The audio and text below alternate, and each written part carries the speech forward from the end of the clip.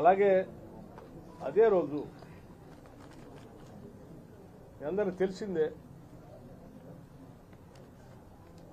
ఈ సంవత్సరం రాష్ట్ర బడ్జెట్లో కేవలం రుణమాఫీ ఒక్కటే కాదు, రుణమాఫీతో పాటు రైతులకు సంబంధించి రైతు బీమాకు సంబంధించి కూడా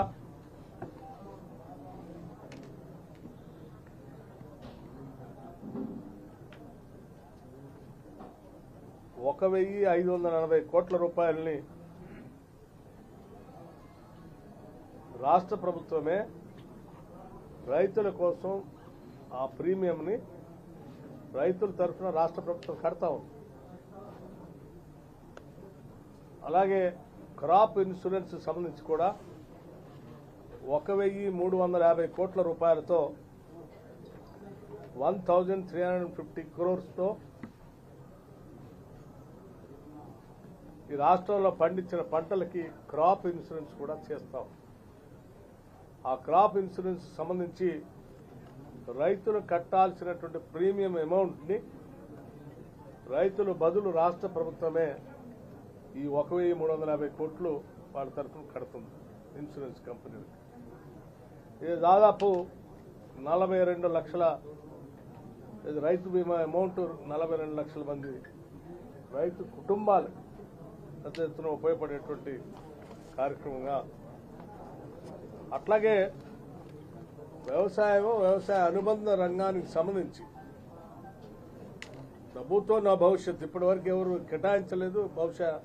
భవిష్యత్తులో ఎట్లా ఉంటుందో నాకు తెలియదు. 72,000 కోట్ల రూపాయలు వ్యవసాయానికి అనుబంధ రంగానికి మొట్టమొదటిసారి ఇంత పెద్ద ఎత్తున నిధులు కేటాయించడం జరిగింది.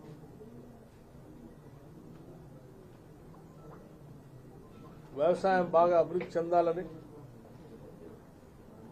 నదులపైన ప్రాజెక్టులు రావాలని,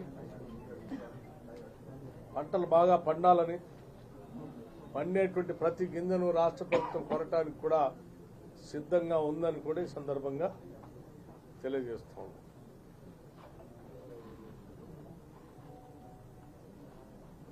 ఉద్యానవన పంటలకి,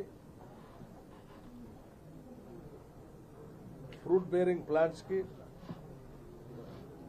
డ్రిప్ ఇరిగేషన్ కి, పాలీ హౌజులకి, స్ప్రింక్లర్స్ కి, మెకనైజేషన్ ఆఫ్ అగ్రికల్చర్ ఇంప్లిమెంట్స్ కి, మెకనైజేషన్ ఆఫ్ అగ్రికల్చర్ కి, యాంత్రీకరణకి, వీటన్నిటికి కూడా 10 సంవత్సరాలు టీఆర్ఎస్ ప్రభుత్వం పూర్తిగా వదిలేస్తే మళ్లీ వాటిని తిరిగి ప్రారంభం చేసే కార్యక్రమాన్ని కూడా చేపట్టాం. అట్లాగే కేవలం 1,450 కోట్లతో పూర్తి చేసేటువంటి రాజీవ్ ఇందిరా సాగర్ ప్రాజెక్టులని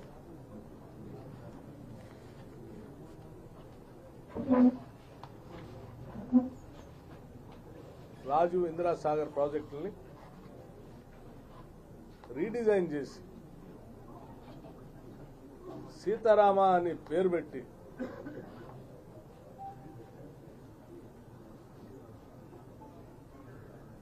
₹23,000 కోట్లకు పెంచి రాష్ట్ర ఖజానాన్ని దోపిడీ చేసేటువంటి టీఆర్ఎస్ ప్రభుత్వం చేస్తున్నది అనాదిగా కాంగ్రెస్ పార్టీ మొదటి నుంచి ఖండించుకుంటూ వచ్చింది. ఆనాడు రాహుల్ గాంధీ గారు కూడా హైదరాబాద్లో సరూర్నగర్ స్టేడియంలో చాలా స్పష్టంగా చెప్పారు. ఇందిరా సాగర్, రాజీవ్ సాగర్ ని రీడిజైన్ చేసి ఇరిగేషన్ లో గోదావరి నదిపైన విపరీతమైనటువంటి అవినీతి చేస్తా ఉన్నారు.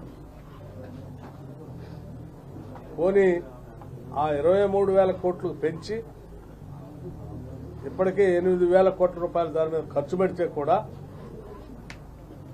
ఒక్క ఎకరానికి కూడా నీళ్లు ఇవ్వలేనటువంటి దౌర్భాగ్య పరిస్థితిలో ఉంటే మేము అధికారంలోకి వచ్చిన వెంటనే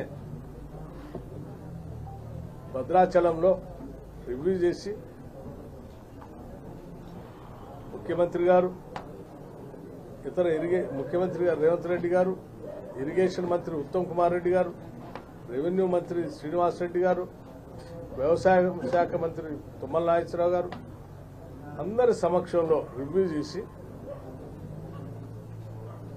ఇన్ని వేల కోట్లు వృధాగా ఖర్చు పెట్టి నీళ్లు రాకుండా ఉంచితే ఇది ప్రజలకు చాలా నష్టం చేసే కార్యక్రమం అవుతుంది. కాబట్టి దీంట్లో నుంచి ఏదైనా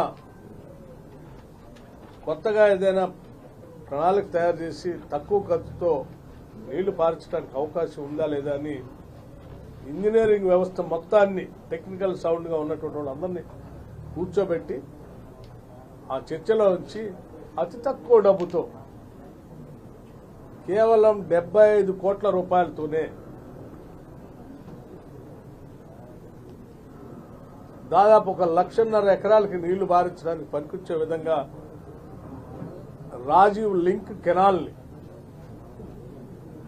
రాజీవ్ గాంధీ లింక్ కెనాల్ని ఒకటి ప్రపోజ్ చేసి అప్పటికప్పుడు ఆ ప్రపోజల్ పంపిస్తే దాన్ని 75 కోట్లు శాంక్షన్ చేసి పనులు మంజూరు చేసి టెండర్ పిలిచి పనులు మొదలుపెట్టి కార్యక్రమం కూడా జరిగింది. కేవలం ఈ 75 కోట్లతో కేవలం ఈ 2 నెలల్లో ఆ 3 నెలల్లో ఆ కాలువ పూర్తి చేసి ఆ కాలువ ద్వారా ఈరోజు గోదావరి నీళ్లని ఎన్ఎస్పీ లెఫ్ట్ కెనాల్లో లింక్ కలిపి ఎన్ఎస్పీ లెఫ్ట్ కెనాల్ లింక్తో పాటు వైరా రిజర్వాయర్లో కూడా వాటి లింక్ కలిపి ముందుకు పోతున్నటువంటి కార్యక్రమం ప్రారంభోత్సవే రేపు 15 ఆగస్టు నాడు కూడా చేస్తున్నాం. 10 ఏళ్లు 8,000 కోట్లు ఖర్చు పెట్టి ఎకరం నీళ్లు ఇవ్వలేనటువంటి